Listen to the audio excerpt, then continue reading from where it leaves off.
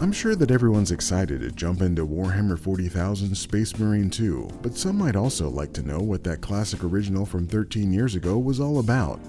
But before I get into that, I have to say, after recently finishing it, it definitely holds up. It has some of the pitfalls of games from 2011, like feeling a little too linear, having some sudden and dramatic difficulty spikes, and lacking the customization and freedom in the experience you'd see in modern games. But it does still look pretty great, feature all the orc smashing and blasting action you could want, and tells a pretty compelling story in the process. But if you don't want to invest those 6 hours and still need to know the story, here's Warhammer 40,000 Space Marine in 5 minutes.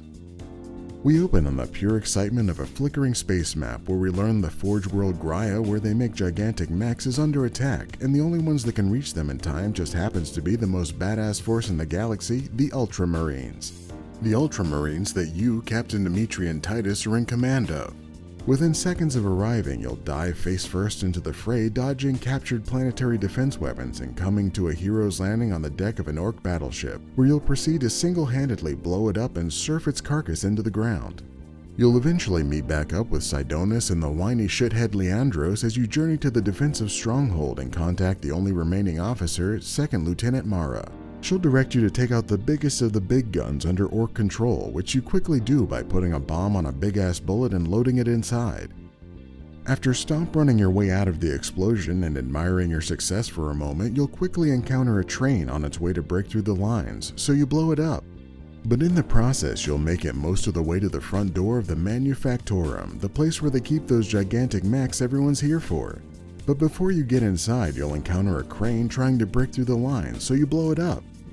Now that you've made it to your objective, a floating skull will show up and tell you that Inquisitor Drogon is inside hiding with a secret weapon, and now you have to save him too.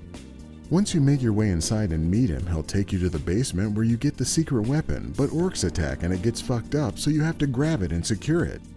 But instead of turning you into a pile of molten metal and charred flesh, you have the mysterious power of being able to just put it in a lovely ornate case and strap it to your belt.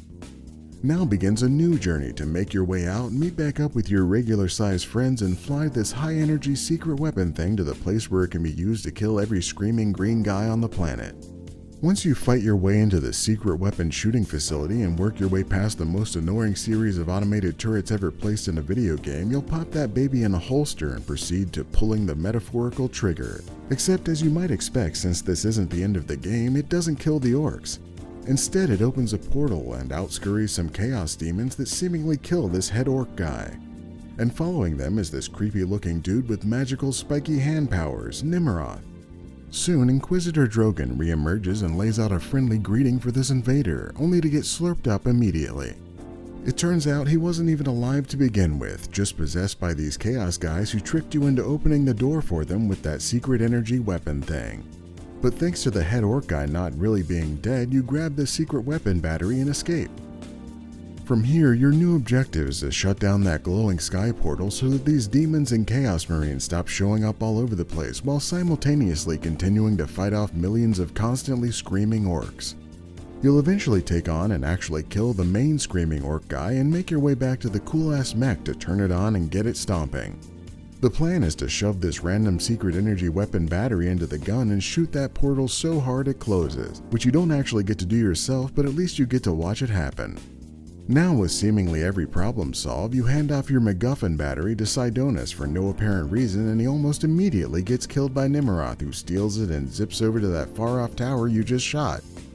Instead of taking this Valkyrie that just arrived, you proceed to walk the entire way over there fighting swarms of demons and Chaos Marines until eventually some new allies arrive.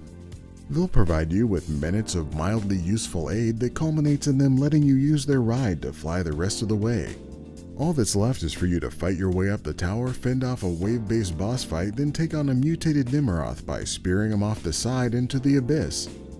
In true hero fashion, you'll fall several miles over the course of this boss fight, where you'll swoop in and punch the ever-loving shit out of him a few dozen times until you ultimately crush his head off and smash that now very public secret weapon battery energy link to the warp and explode.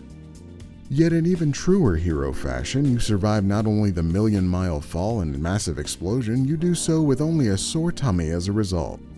However, after kicking literally thousands of asses and saving everything, this little bitch told on you to the Inquisition, and now they want to know why you didn't die from all of that space magic that definitely should have killed you. The game ends with you being investigated for heresy while everyone else presumably has a party for surviving a double invasion without being entirely wiped out. It's kind of interesting that they left an ending dangling this loose for so long before making the sequel. I imagine if I had played this back in 2011, it would have been a real pain in the ass to wait 13 years to see what happened with Titus. However, I'm glad I did sit down and play through this reasonably well-aged action adventure.